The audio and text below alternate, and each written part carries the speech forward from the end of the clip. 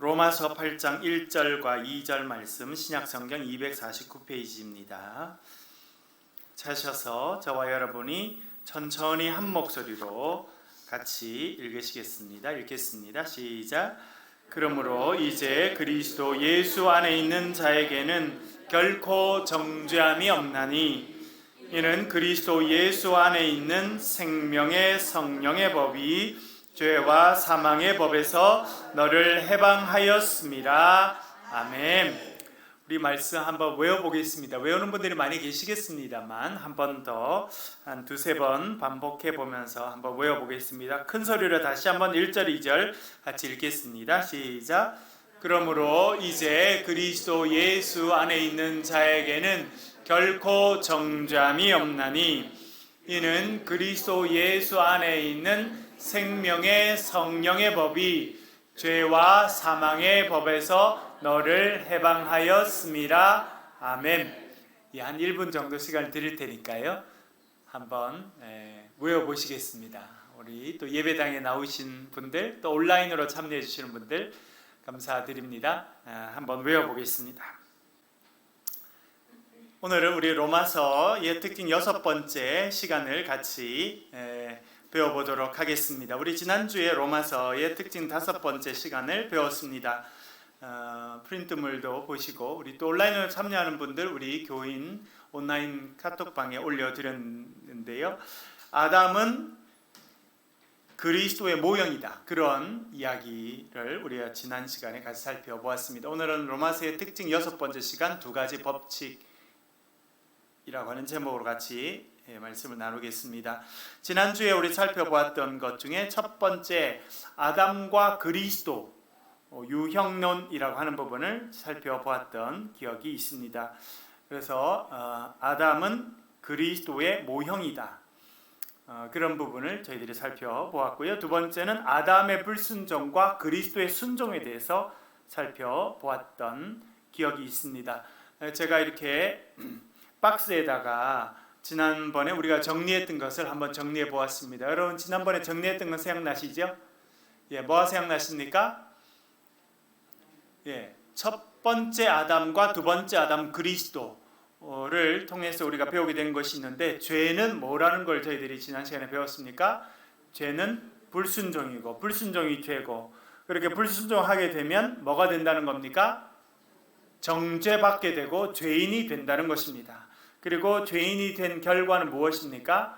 사망에 이르게 된다는 것을 배웠습니다. 두 번째 아담인 그리스도께서는 순종하셨습니다. 순종의 결과로 뭐가 찾아오게 되었습니까? 의로움. 그래서 의인이 되게 되었습니다. 그리고 의인이 된 결과는 무엇입니까? 생명을 얻게 되었죠. 그렇죠? 그래서 불순종은 죄에 이르게 되고 정죄받게 되고 그것은 사망이라고 하는 것을 배웠고 순종은 의로움으로 이어지고 의로움은 생명으로 이어진다라고 하는 것이 우리 기독교에서 가르치고 있는 가장 핵심적인 사상 중에 하나라고 하는 것을 지난 시간에 살펴보았습니다. 오늘도 이 부분이 반복될 것인데요.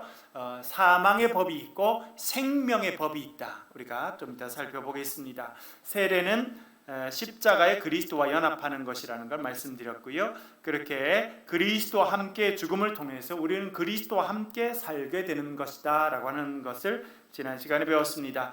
오늘은 로마서의 특징 6번째 시간인데요. 첫 번째는 2가지의 법에 대해서 우리 같이 한번 살펴보도록 하겠습니다. 여러분 지난번에 제가 로마서를 처음 시작하면서 말씀드렸습니다만 신약 성경 가운데서 가장 중요한 기독교의 교리를 담고 있는 책이 무엇이냐라고 그렇게 질문한다면 많은 학자들은 한결같은 목소리로 로마서다 그렇게 이야기할 것입니다. 그래서 지난번에 처음 시작할 때도 말씀드린 것처럼 반지, 여러분 결혼 반지 있으시죠? 결혼하지 않은 분들은 결혼한 분들도 그게 없는 분들도 있어요. 그래서 옛날에는 이제 살림이 워낙 어려워가지고 저희를 또 정리한 분들도 계시고 어떤 분들은 밤 손님이 오셔서 들고 가시는 바람에 없는 분들도 계시고 그런데 이 반지의 제일 위에 보석과 같은 것이 로마서다, 그렇게 표현하는 분이 있었습니다. 그런데 이 로마서에서 가장 중요한 장이 있다고 하면 여러분 어느 장일까요? 몇 장이 제일 중요할까요? 로마서는 몇 장으로 이루어져 있습니까? 1장부터 16장이죠. 이 정도를 기억하시면 좋겠고요. 16장이고 1장부터 11장이 이제 교리에 대한 설명이고 12장부터 16장이 우리의 삶의 윤리에 대한 것입니다. 그래서 그렇게 두 부분으로 되어 있는데 여러분 16장으로 되어 있는 로마서 가운데 가장 중요한 가르침을 가지고 있는 장, 여러분 몇 장이라고 생각이 되십니까? 네? 왜 8장인가요? 오늘 목사님이 딱 물어보는 거 보니까 참 이런 분들이 공부를 잘하세요. 공부를 잘하는 분들은 머리가 좋은 분들이 아니라 눈치가 빠른 분들이세요. 그러니까 여전히 많은 분들이 두 가지 의견을 갖고 있습니다. 어떤 분은 1장이라고 생각하는 분이 많이 있습니다. 로마서의 처음 시작이고, 그리고 우리가 1장 특별히 16절 17절 다시 한번 제가 읽어보겠습니다. 내가 복음을 부끄러워하지 아니하노니 이 복음은 모든 믿는 자에게 구원을 주시는 하나님의 능력이 됨이라. 먼저는 유대인에게요 그리고 헬라인에게로다. 복음에는 하나님의 의가 나타나서 믿음으로 믿음에 이르게 하나니 기록된 바 오직 의인은 믿음으로 말미암아 살리라 함과 같으니라. 그 구절 제가 지난번에 말씀드렸죠. 역사를 바꾼 구절입니다. 마틴 루터가 로마서를 연구하고 로마서를 가르치고, 여러분 그런 면에서는 여러분 말씀에 우리가 바로 서 있어야 하나님 앞에 위대하게 쓰임받게 됩니다. 지금 이제 신천지가 참 큰 어려움이 있죠. 대구시만 해도 지금 신천지를 상대로 1,000억에 이르는 그런 소송을 제기하고, 지금 이제 신천지의 교주인 이만희 씨에 대한 구속에 대한 청구가 이제 시작되어서 그런 이제 재판이 앞으로 쭉 이어질 거라고 이렇게 생각이 됩니다. 이번 사실은 이런 특별히 우리 대구 지역에 코로나 사태가 신천지를 중심으로 일어나게 됐는데, 그러면서 그 신천지에 청년들이 10,000명 이상이 있다는 걸 보고 우리는 큰 충격이고, 또 목회자로서 저희들은 저희 자신을 많이 돌아보아야 되는 그런 상황에 이르게 되었습니다. 여러 가지 이유가 있겠죠. 왜 교회에는 청년들이 점점 적어지는데 그 신천지에는 그렇게 많은 청년들이 목숨을 걸고 가 있는지. 우리는 수요 저녁에 오라 그래도 안 오고 주일날에도 잘 안 오는데 거기는 학교를 그만두고 거기 가니까, 직장을 그만두고 거기 가니까, 그게 그 사람들만, 청년들만 탓할 수는 없다고 생각이 됩니다. 그래서 우리가 사실은 좀 우리 목회자들이 우리가 참 반성하자, 그런 생각들을 하게 되는데, 그러면서 저희들이 다시 생각하는 것은 아드 폰테스라는 것입니다. 아드 폰테스 혹시 들어보셨습니까? 라틴어인데 아드 폰테스는 본질로 돌아가자는 것입니다. 그것이 종교개혁의 정신이었어요.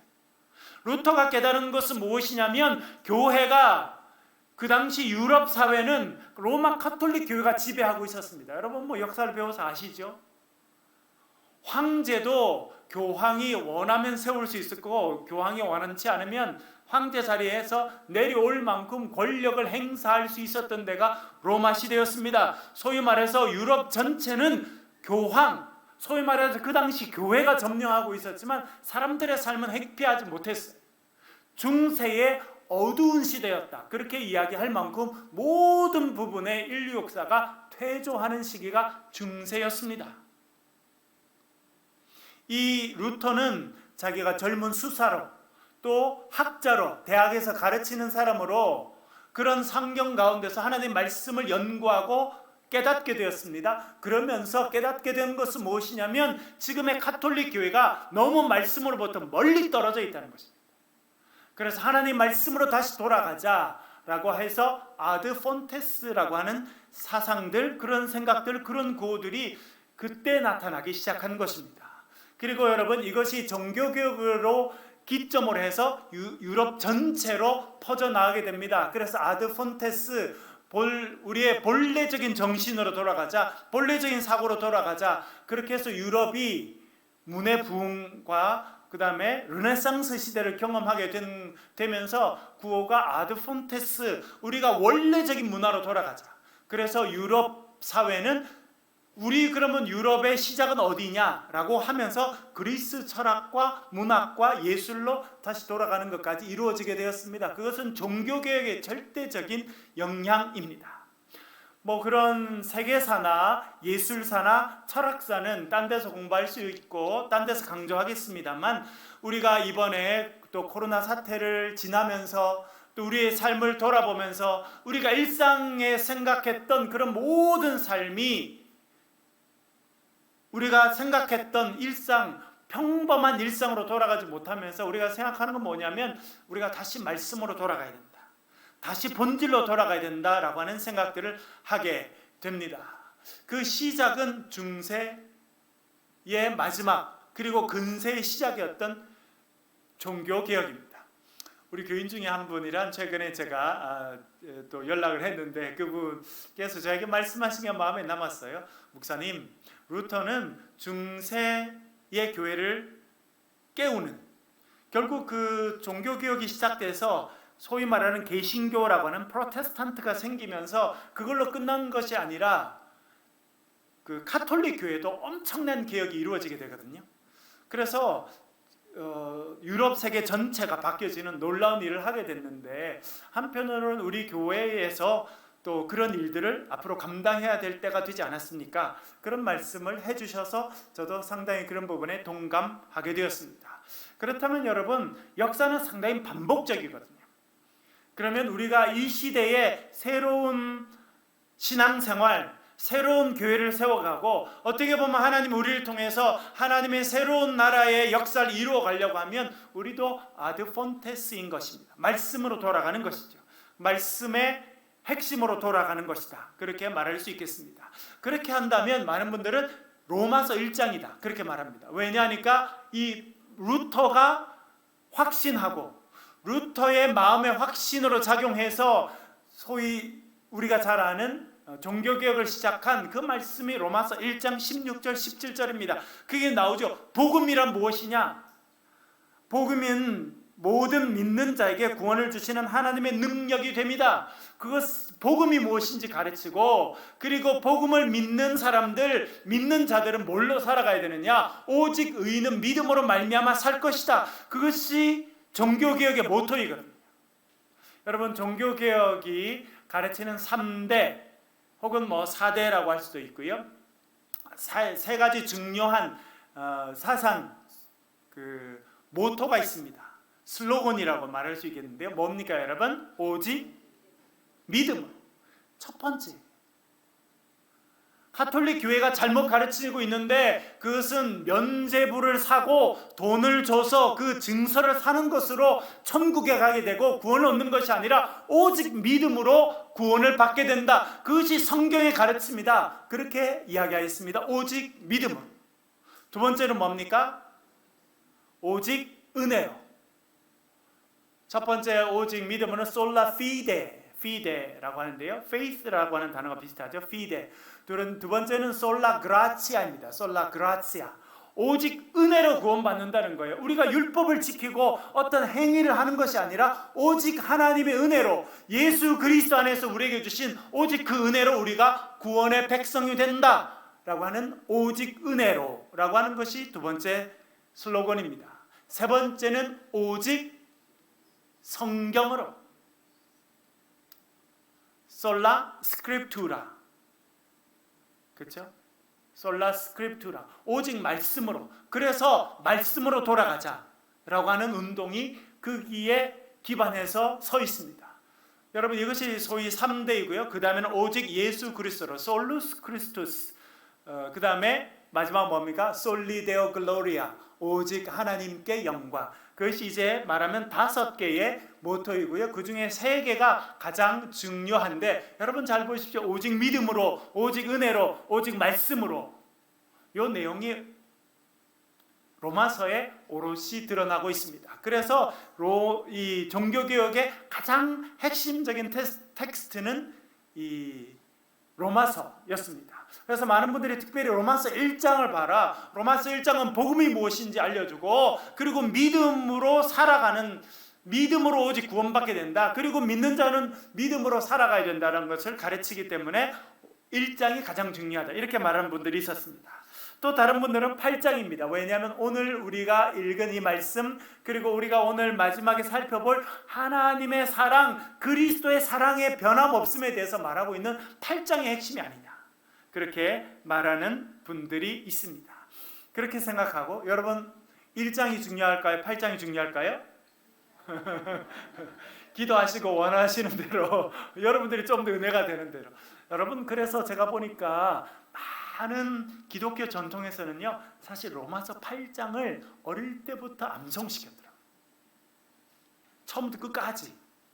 우리가 성경의 전체는 하지 못하더라도 로마서 8장을 우리 아이들에게 가르치고, 우리가 8장을 알게 되고 로마서 8장의 내용들을 익히자, 그렇게 해서 로마서 8장을 암송시킨 그런 기독교 전통도 많이 있었다는 것을 알게 되겠는데요. 우리 오늘 로마서 8장에 대해서 살펴보겠습니다. 두 가지 법에 대해서 이야기하는데요. 로마서 8장 1절과 2절을 이해하려고 하면 로마서 7장 마지막을 우리가 꼭 같이 붙여서 보아야 됩니다. 여러분, 두 가지의 법이라고 제가 제목을 두었죠. 두 가지의 법이 무엇을 이야기하는지 여러분 한번 찾아보시길 바랍니다. 말씀을 읽어보면서 우리가 한번 찾아보겠습니다. 로마서 7장 20절부터 25절까지의 말씀, 성경을 여러분 피시고요, 또 프린트물 있는 분들은 프린트물을 보시면서 로마서 7장 20절부터 25절까지 천천히 읽겠습니다. 저와 여러분 한 절씩 교독하겠습니다. 제가 먼저 20절 읽겠습니다. 만일 내가 원하지 아니하는 그것을 하면 이를 행하는 자는 내가 아니요 내 속에 거하는 죄니라.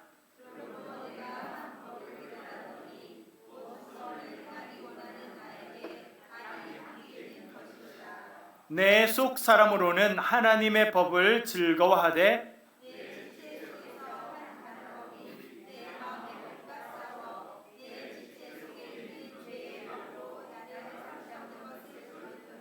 오라 나는 곤고한 사람이로다. 이 사망의 몸에서 누가 나를 건져내랴. 우리 주 예수 그리스도로 말미암아 하나님께 감사리로다. 그런즉 내 자신이 마음으로서는 하나님의 법을, 육신으로는 죄의 법을 섬기노라. 아멘. 네, 여러분 두 가지의 법이 있다는 것을 사도 바울이 말하고 있죠. 어떤 법이 있다고 말합니까? 하나님의 법이 있고 또 뭐가 있습니까? 죄의 법이 있다는 것입니다. 마음으로, 내 마음으로는 어떤 법을 따라가려고 한다는 겁니까? 하나님의 법에 순종하고 하나님의 법을 따라가고, 다시 말하면 하나님의 법에 통치함을 받는 인생으로 살기를 원한다는 것입니다. 그런데 내 육신에 뭐가 있다는 것입니까? 내 육신을 지배하는 법이 있습니다. 그것이 뭐라는 겁니까? 죄의 법이다. 그렇게 이야기해 두고 있습니다. 내가 선하게 살기를 원한다. 하나님의 말씀대로 살고 아담이 아니라 예수 그리스도의 인생을 본받고 살기를 원한다는 것입니다. 불순종이 아니라 순종하는 인생이 되길 원하고, 정죄받는 인생이 아니라 의로운 인생이 되길 원한다는 것입니다. 사망이 아니라 생명을 따라가기를 원하는데, 그 두 가지가 내 안에 같이 존재한다는 것을 깊이 깨달았다는 것입니다. 여러분, 율법의 역할에 대해서 우리가 지난 시간에 살펴보았는데, 율법의 역할이 몇 가지 있었죠. 그 중에 하나가 뭐였습니까? 죄를 깨닫게 한다. 또 율법의 역할이 있습니다. 뭔지 아십니까, 여러분? 우리를 그리스도 앞으로 인도하는 것이 율법의 역할입니다. 갈라디아에서 특별히 이 부분을 사도 바울이 강조해서 말합니다. 몽학선생이다. 여러분 들어보셨나요? 예, 몽학선생. 최근에 번역에는 초등교사 이렇게 번역했던가요? 하여튼 이제 번역이 좀 달라지게 되었습니다만, 그 뜻은 뭐냐면, 노예 중에, 옛날에 노예 중에, 노예도 이렇게 급이 많았거든요. 정말 허드렛 일만 하는 노예가 있었고, 이 주인의 재산 전체를 관리하는 노예들도 있었습니다. 그리고 특별히 그 당시 로마 시대 때 노예 중에 다른 노예의 10배, 심지어 20배의 몸값을 주고 사는 노예들이 있었는데, 그 노예들은 누구였냐면 자식들을 교육할 수 있는 노예들이었어요. 이 사람들은 노예지만 그 당시 국제 언어였던 헬라어를 잘할 뿐만 아니라 헬라 문화와 철학과 이런 부분을 섭렵하고 있는 사람들은 신분은 노예였지만 다른 노예 10배, 20배의 몸값을 주고도 사는 그런 사람들이 있었습니다. 이 사람들은 뭘 하게 됐냐면 그 큰 집에 귀족 집안이나 그런 아주 사회적으로 저명한 집안의 자녀들, 이 자녀들 교육을 전체 맡게 됩니다. 근데 참 재밌는 건 뭐냐면 그 당시 로마 사람들은요, 자녀를 교육함에 있어서는 내 자녀나 나의 종의 자녀나 같이 교육을 시켰다는 거예요. 그런 부분에 참 그분들의 마음이 넓었다 이렇게 생각이 되는데, 그렇게 자녀 교육 전체를 책임진 사람들은 아침에 우리 말하면 아이들이 학교에 등교할 때 그 애들을 데리고 가서 학교에다 데려다 줬어요. 학교가 끝마치면 또 데리고 와서 집에서 또 교육 프로그램을 실시하고 했는데, 그렇게 하는 노예가 있었는데 그 노예를 가르치는 단어가 그 단어예요. 그러니까 재밌죠 여러분? 아이들 교육 전체를 책임지고 있는데 여전히 종이에요. 신분은 노예예요. 그러나 아이들 전체, 아이들이 어릴 때 그 교육 전체를 맡고 있는 노예가 있다는 것입니다. 율법이 그런 역할을 했다는 것입니다. 예수님께서 오시기 전까지 우리 모두는 율법의 지도를 받는 그런 사람이었다는 것입니다. 그러나 예수 그리스도가 오게 되면서 그 율법이 결국은 우리를 예수 그리스도 앞으로 인도하게 되었다라고 하는 것이 사도 바울의 이해입니다. 여러분, 루터도 마찬가지. 여러분, 이제 언젠가 우리 교인들과 함께 제가 로마도 같이 한번 가보면 좋을 것 같아요. 로마에 가면 교회가 있는데 그 교회 계단이 참 많습니다. 전통에 의하면 루터가 그 길을 무릎으로 올라갔다는 거예요. 여러분, 루터라고 하는 영화가 뭐 여러 종류의 영화가 있는데 몇 년 전에 그 루터라는 영화가 나와서 제가 봤는데, 그 당시 사람들이 죄를 지으면 그 죄에 대한 해결을 하기 위해서 가서 면죄부를 삽니다. 돈을 주고 증서, 너 죄가 사해졌다 이렇게 쓰이는 증서를 받고 그 다음에 주기도문을 외우면서 그 교회 계단을 무릎으로 올라가는 거예요. 그러면서 자기 죄를 회개하는 그런 장면들이 있습니다. 루터도 그렇게 했어요. 그런데 결국 그 자신의 죄가 해결되지 않는다는 것만 배웠다는 거예요.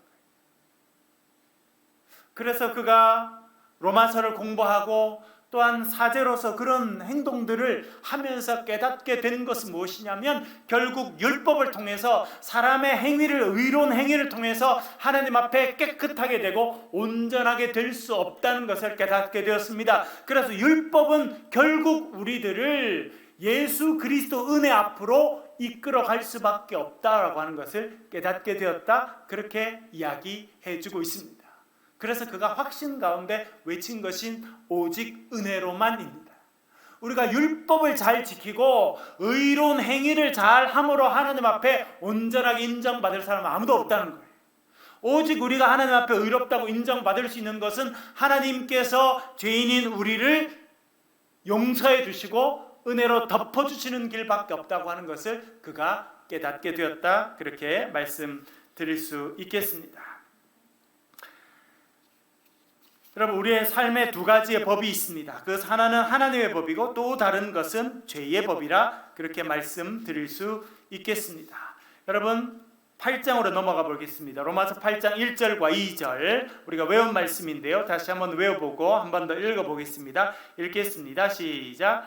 그러므로 이제 그리스도 예수 안에 있는 자에게는 결코 정죄함이 없나니, 이는 그리스도 예수 안에 있는 생명의 성령의 법이 죄와 사망의 법에서 너를 해방하였습니다.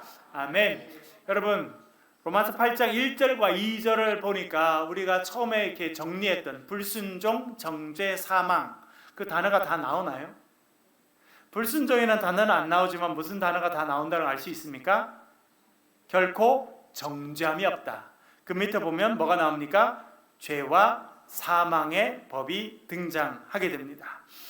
그리고 순종하게 되면 의로움을 잊게 되고 생명을 얻게 된다 그랬는데, 여기서는 어떤 법을 이야기합니까? 예수 그리스도 안에 있는 생명의 성령의 법. 사도 바울은 우리가 하나님의 법을 지키려고 최선을 다해서 노력하지만 우리 힘으로는 어렵다는 생각들을 하게 되었습니다. 왜냐하면 그가 그것을 체험한 것입니다. 아까 우리 읽었던 7장 제일 마지막에 그가 뭐라 그럽니까? 오호라 나는 뭐한 사람이다? 공고한 사람. 무슨 뜻일까요, 여러분? 공고한 사람이다. 무슨 뜻일까요? 오라 나는, 사실 원어적인 의미는 나는 참 비참한 사람이다, 그런 뜻이라는 거예요.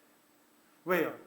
내가 끊임없이 의롭게 살려고 하고 끊임없이 정직하려고 하고 끊임없이 정결하게 살려고 하는데 내 안에 죄가 같이 있어서 나를 그렇게 하지 못한다는 거예요. 그리고 끊임없이 내가 죄를 이기지 못하고 죄에 넘어지는 일을 제가 경험하게 됐다는 것입니다. 그래서 나는 참 불쌍한 사람이구나, 나는 참 곤고한 사람이구나, 그가 그렇게 고백할 수밖에 없었다는 것입니다. 그러니까 그가, 우리가 잘 아는 대로 그가 바리새인으로 율법을 잘 지키고 살았습니다. 그렇게 훈련받았지만 결국 하나님께서 원하시는 의로움에 이르지 못하는 인간이 나구나, 나는 참 공고한 사람이다, 나는 참 불쌍한 사람이다, 그렇게 생각할 수밖에 없었다는 거예요. 그가 율법을 열심히 지켜본 결과, 최선을 다해서 의롭게 살려고 한 결과가 뭐냐면 그의 결론은 예수 그리스도였다는 거예요. 예수 그리스도를 통해 주시는 은혜 외에는 내가 구원받을 길이 없다는 것을 그가 확신하게 되었다는 것입니다.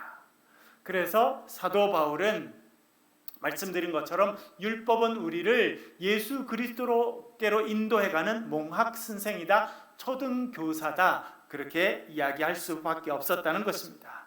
아까 우리가 살펴본 것처럼 두 가지 법이 있었죠. 하나님의 법이 있고 죄의 법이 있었는데 여기는 그것을 좀 더 구체적으로 말합니다. 어떻게 보면 하나님의 법을 조금 더 길게 설명한 것이고 죄의 법을 좀 더 길게 설명한 것이라 말씀할 수 있겠는데요. 여러분, 하나님의 법을 8장 2절에서는 뭐라고 길게 풀이해서 설명했습니까?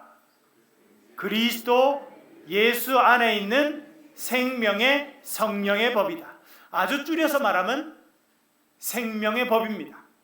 생명의 법. 이 생명의 법을 가능케 하시는 분이 있는데 그분이 누구시라는 겁니까? 예수 그리스도라는 것이고요.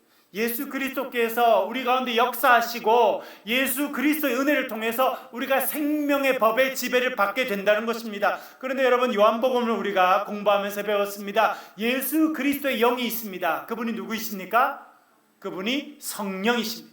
그래서 예수님께서 십자가에 달리시고 죄의 문제를 해결하시고 부활 승천하신 이후에는 성령께서 오셔서 우리를 인도하시고 우리를 지배하시고 우리를 통치하시고 우리를 이끌어 가신다는 것입니다. 그래서 사도 바울은 그것을 생명의 성령의 법이다, 그렇게 표현해 두었습니다. 생명의 성령의 법의 다른 이름은 하나님의 법이라는 것이고요, 하나님의 법의 또 다른 이름은 무엇이라는 겁니까? 생명의 성령의 법이다, 이렇게 우리가 정리해 볼 수 있겠습니다. 앞에 나왔던 죄의 법을 조금 더 길게 설명하면 뭐가 됩니까? 죄와 사망의 법이다. 여러분, 죄하고 가장 친한 절친이 있어요. 절친은 설명 꼭 안 해도 되겠죠, 여러분? 절친은 뭐의 준말입니까? 베프라는 거예요. 베프가 무슨 말인가요, 여러분? 베프. 제가 그 고등학교 다닐 때 저희 생물 선생님이 참 재밌고 잘 가르쳐요. 수업을 잘 가르치셨는데 한 번은 이분이 수업을 한번 빠졌어요. 선생님 어디 갔다 오셨어요? 그때 연수를 갔다 왔대요. 어디요? 서울에 갔다 왔다는 거예요. 서울에. 그래서 서울에 가서 각 지방에 있는 분들이 모여가지고 뭐 어디 그 상당히 많은 교사분들이 연수를 이렇게 받았는데, 뭐 점심 때인지 안 그러면 그 수업을 끝마치고인지 나와가지고 그분이 그랬대요. 와, 서울에 오니까 뭐 그 큰 빌딩 억수로 많네, 이랬다는 거예요. 그랬더니 옆에 있는 서울 분이 뭐 지방에서 오셨나 봐요. 억수로가 무슨 뜻이에요? 그렇게 물어보더라는 거예요. 그래서 그분이 억수로 몰라요. 억수로는 천지백갈이라는 뜻이에요. 그렇게 이야기했다는 거예요. 절친이 무슨 뜻이라고요, 여러분? 베프라는 거예요. 절친은 절친한 친구고 베프는 뭐예요? 베스트 프렌드를 네. 억수로가 천지백갈이다. 이거 마찬가지예요. 그렇죠? 여러분, 죄의 베프가 있어요. 베프. 절친이 있어요. 죄의 베프. 절친. 누구예요? 사망이에요. 그래서 죄가 있으면 반드시 뭐가 따라온다는 겁니까? 사망이 따라온다는 것입니다. 성령이 있으면 뭐가 또 따라올까요? 생명이 같이 따라온다. 이게 베프예요. 여러분들은 누구랑 베스트 프렌드, 누구랑 제일 절친이신가요?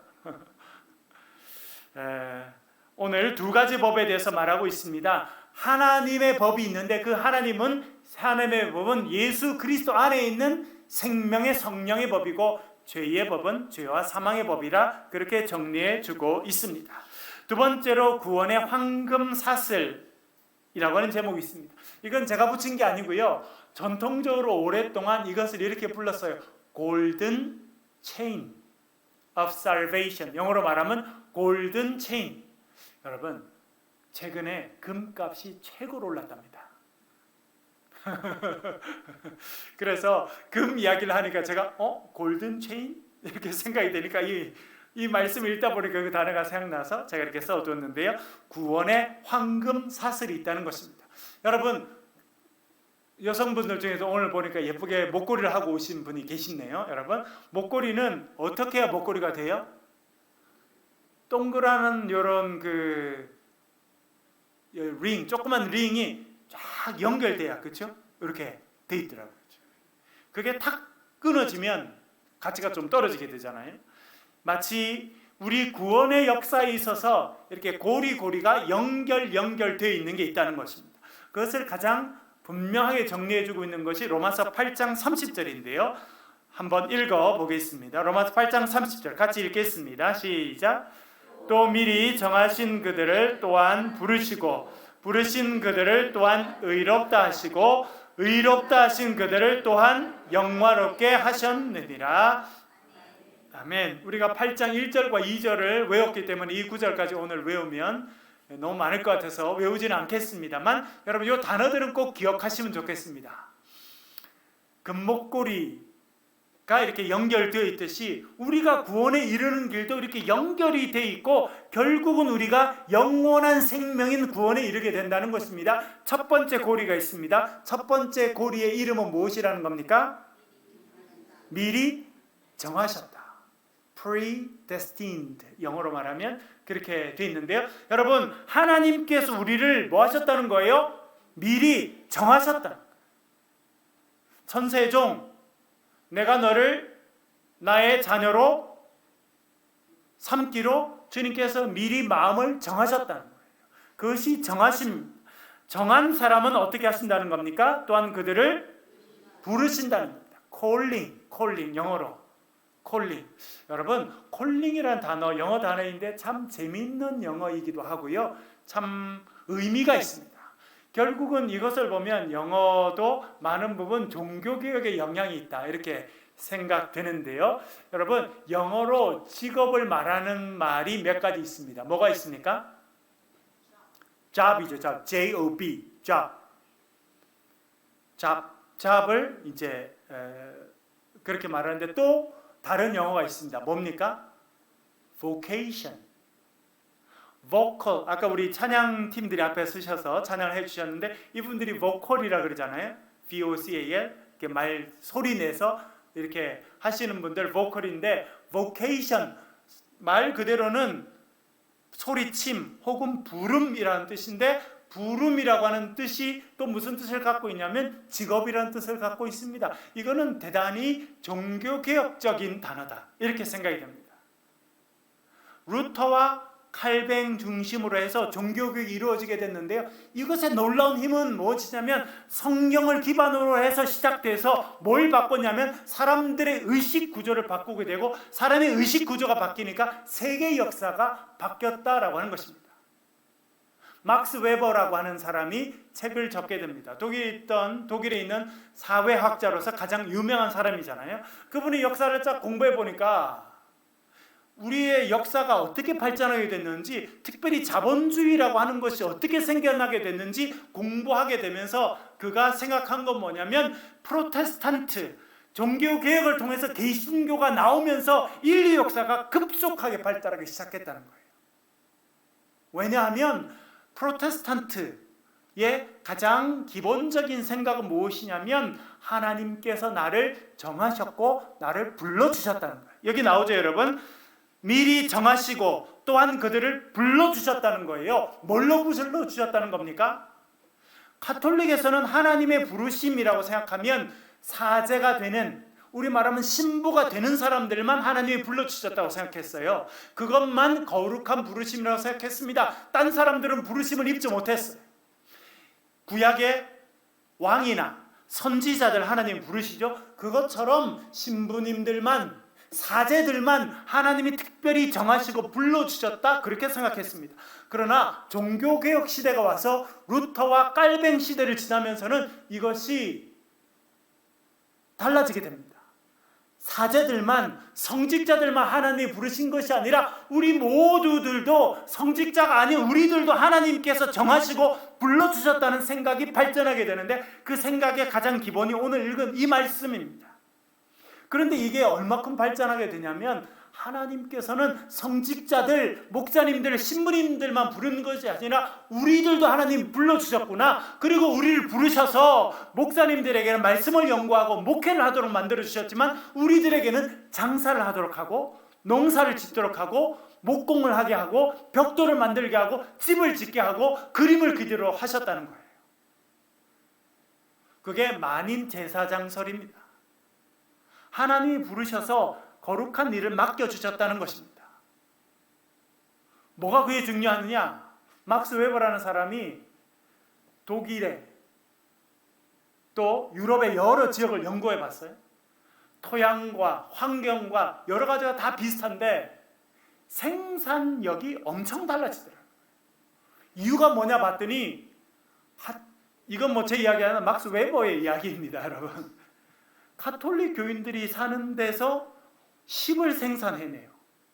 똑같은 시간 노동을 하고 비슷한 재료를 쓰고 비슷한 교육 수준의 사람들이 앉아서 만들어내는데 10을 만들어내더라고요.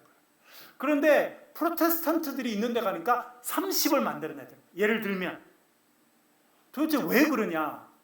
환경이 다 비슷하고 사람들 다 비슷한 사람들인데 왜 이렇게 차이가 나느냐? 알고 봤더니 이 프로테스탄트들은 하나님께서 나를 부르셔서 이 직업을 맡겨주셨다라고 하는 생각을 갖고 있더라는 거예요. 그래서 직업을, 그 다음부터는 그 사람이 하는 직업을 vocation, 하나님께서 불러서 맡겨주신 천직이라고 생각하기 시작했어요. 그러니까 여러분 보세요. 이거는 우리 주인이 나한테 던져줘서 맡겨준 거야. 저 사람 눈치만 잘 보면 돼. 이렇게 생각하는 사는 사람들과, 이거는 하나님께서 나에게 맡겨주셔서 내가 이 일을 감당하다가 언젠가 천국에 가게 되면 하나님께서 나에게 맡겨주신 일에 대한 평가를 내가 받게 될 거야 하는 사람과 똑같이 살겠습니까, 여러분? 완전히 다르게 살죠. 그래서 가톨릭 교인들이 살고 있는 지역과 이 프로테스탄트 개신교인들이 살고 있는 지역을 보니까 모든 부분이 비슷해도 생산력이 월등히 뛰어나다는 거예요. 그래서 가톨릭 교인들은 자기들이 밥 먹고 살기도 어려운데 개신교인들은 자기들이 밥 먹고 살고도 남아서 그걸 갖고 딴 사람에 나눠주고 무역을 하기 시작하더라는 거예요. 그래서 자본주의라고 하는 것이 태어나게 됐다는 것입니다. 그래서 막스 웨버의 중요한 책이 그래서 나오지 않습니까? 자본주의와 기독교, 프로테스탄트, 윤리에 대해서 이야기하는 책이 여러분 고전 중에 고전이 되었습니다. 여러분 그런 의미에서 여러분 우리가 어떤 종교를 갖느냐 대단히 중요합니다. 여러분 우리나라도 그렇지 않아요, 여러분? 우리나라 여기 옆에 경주 얼마 전에도 경주에 한번 갔었는데요. 가면 참 너무 좋아요. 불교의 중심이고 우리나라 통일 신라 시대를 불교가 이끌어갔습니다. 그 다음에 우리 조선시대 때 유교가 이끌어갔습니다. 어떻게 됐나요, 여러분? 한때는 우리나라가 세종시대 때는 아주 큰 문명을 하게 됐습니다만 나중에 당쟁과 여러 가지를 하면서 퇴보하게 되었는데, 기독교가 1800년대 마지막에 들어오게 됩니다. 그러면서 사실 기독교가 우리나라에 꽃피운 시대는 60년대, 70년대, 80년대입니다. 그때 사람들이 잘 살아보자 이런 운동들과 함께 이런 기독교가 퍼져나가게 됐는데, 그것은 잘 살아보자 이렇게 하면서 나라가 그런 경제 중심의 그런 정책을 이끌어간 것도 중요하지만 사람들의 의식이 바뀌어서 그래요. 업보, 팔자 이런 말을 늘 썼고 살았거든요. 내 팔자야, 내 팔자야. 그렇죠? 그러나 사람들이 더 이상 그렇게 사용하지 않게 됐다는 거예요. 성경을 읽게 되고 기도하게 되면서 하나님께서 나에게 은혜를 주시고 하나님께서 내 삶에 복을 주시고 나를 축복의 통로로 사용하시기 시작하신다고 하는 생각들이 우리 사람들에게, 우리 기독교인들에게 또 나라 전체에 퍼지게 되고, 그것이 나라 분위기를 형성하게 되면서 우리나라가 5,000년 만에 처음으로 경제적으로 중국을 압도하는 시대가 찾아오게 되었다. 그렇게 경제학자들, 사회학자들이 평가하게 됩니다. 생각이 바뀌어서 그렇다는 거예요. 그런데 여러분, 아까 제가 말씀드린 대로 돌아가면 그것이 언제 이루어지게 되었느냐? 사실은 종교개혁 때 시작되었습니다. 왜? 이 우리가 읽은 본문 말씀, 미리 정하시고 또한 그들을 뭐 하시고? 부르셨다는 거예요. 여러분, 하나님께서 저와 여러분을 주님의 은혜 가운데 불러주신 줄로 믿습니다. 첫 번째는 하나님의 자녀로 불러주셨습니다. 두 번째는 뭘로 불러주셨냐면 여러분에게 맡기신 직업으로 불러주신 거예요. 그래서 저는 성직자, 제가 성직자죠. 부족하지만 하나님께서 저를 불러주셔서 신학을 공부하고 교회를 목회하고 말씀을 연구하고 가르치도록 불러주셨는데 저만 천직이라 하나님 맡기신 일이라 생각하지 않습니다. 장사를 하시는 분도 마찬가지예요. 교사를 하시는 분도 마찬가지예요. 제가 전에 미국에 있을 때 박사과정을 공부할 때 작은 그 교회 공동체를 섬겼는데 집사님 한 분이 일부 예배를 마치자마자 늘 갔어요. 한 번은 제가 신방 갔는데 상당히 큰 그 남미에서 온 물품들을 이렇게 파는 히스패닉 멕시칸 가게를 하세요. 근데 가보고 깜짝 놀랐어요. 그 한국 여자 집사님이 그 가게를 운영하는데 그 가게에만 직원이 10명이에요. 그런데 남미 사람들이 애를 많이 낳으니까 한 명 밑에 애가 5명, 6명 있는 거예요. 그러니까 10명이니까 와이프랑 애까지 하면 최소한 50명은 되겠더라고요. 그래서 제가 그랬어요. 집사님, 저는 목회자로서 교회 목회하지만 집사님은 하나님께서 50명의 생명이 먹고 사는 그 일을 맡겨주셨다. 이거는 목회자가 목회를 하는 것만큼 어떻게 보면 그보다 더 큰 책임을 하나님께서 집사님께 맡겨주신 거라 마찬가지다. 그렇게 생각이 듭니다. 그렇게 말씀을 드린 적이 있었습니다. 그것도 전 그게 생각입니다. 하나님 앞에 정직하게 열심히 땀 흘려서 일할 수 있는 그런 일은 하나님께서 여러분에게 맡겨주신 것입니다. 달란트 비유가 그런 거잖아요. 여러분, 5달란트 받은 사람뿐만 아니라 1달란트 받은 사람도 하나님이 주신 거거든요. 최선을 다해서 노력해서 또 다른 달란트를 맡긴 자에게 하나님께서 충성된 종아 그렇게 칭찬해 주셨습니다. 미리 정하신 그들을 또한 뭐 하셨다는 겁니까? 부르셨다는 겁니다. 불러주신 분들은 또 어떻게 했다는 겁니까? 또한 그들을 의롭다 하신다. 여러분, 우리가 의롭게 되는 방법은 뭐가 있습니까? 어떻게 우리가 의롭게 될 수 있습니까? 믿음으로 의롭게 됩니다. 오직 예수 그리스도를 믿음으로. 또 어떻게 의롭게 됩니까? 오직 은혜로. 예수 그리스도 안에 있는 은혜로 우리가 의롭다함을 받게 됩니다. 그렇게 하나님께서 우리를 의롭다 세워주신다는 거고요. 의롭다 하신 그들을 또한 뭐라고 만들어주신다는 겁니까? 영화롭게 해주신다라고 하는 것입니다. 의롭다라고 하는 것은 sanctification, 영어로 그렇게 말할 수 있겠는 sanctification. 여러분, 우리가 지금 예배당이 있는데 예배당을 영어로는 sanctuary라고 하거든요. 거룩한 장소다, 그런 뜻입니다. 우리를 의롭다 해주시고 영화롭게 하신다, glorification. 우리가 언젠가는 천사들과 같은 그런 영광스러운 모습을 갖게 될 것이다, 우리에게 말해주고 있습니다. 그것이 구원의 황금 사슬입니다. 미리 정하신 그들을 또한 불러주시고, 그러니까 여러분 네 단어를 꼭 기억하시면 좋겠습니다. 하나님께서 우리를 뭐 하셨다는 겁니까? 처음에 미리 정하셨다는.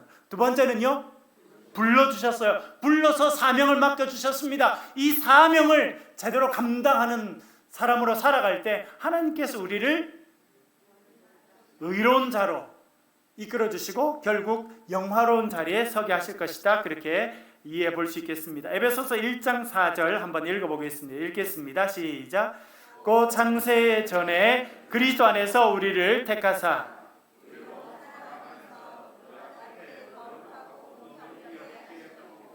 아멘.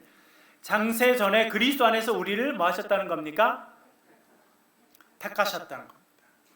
이거는 다음에 제가 한번 예정설에 대해서 말씀드릴 때 좀 더 구체적으로 말씀을 드리고요. 오늘은 간략하게 말씀드리는데 하나님께서 우리를 선택하신 것은 무엇이냐면 예수 그리스도 안에서 우리를 선택하기로 결정하셨다는 거예요.